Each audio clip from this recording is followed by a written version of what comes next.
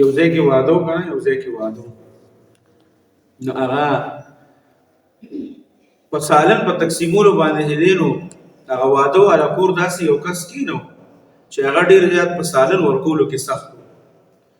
خو هغه چې ورو خپل رشتہ دار چې به کله ورغله که نه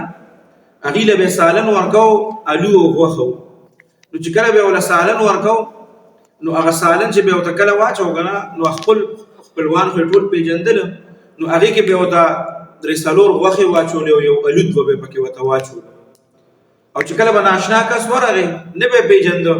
نو هغه ته به یې پکې درې څلور الوګان او یو وړوکې غوندې کوټې د غوښې اچو یو کس یو پیره ورغی سالن یې ترې راواغسته الوګان یې پکې ورته واچولو او یو کوټې یې مې پکې واچو خو د څلورو کسو سالن یې وړوکې کوټې به د چا کېږي واپس راغی چې کېناسته بیا کسان ورته وویل یاره دې کې خو غوښه نشته بیا ورغی په دوباره بیا ورته د الوګانو راډک کړه ډونګه چې په درېیمه پیره ورغی نو هغه غوسه شو چې کله پکې دا چمچ د الوګانو نه راډکه کړه که نه نو هغه ورته وایي داسې کار وکړه چې لږ ډوکي والا الوګان پکې راواچوه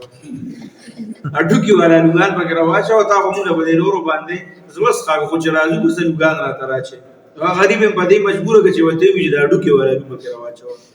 الان کې مطلب یې دا چې غوښه پکې راته راواچوه خیر دی ډوکي والا غوښه راواچوه غوښه راواچوه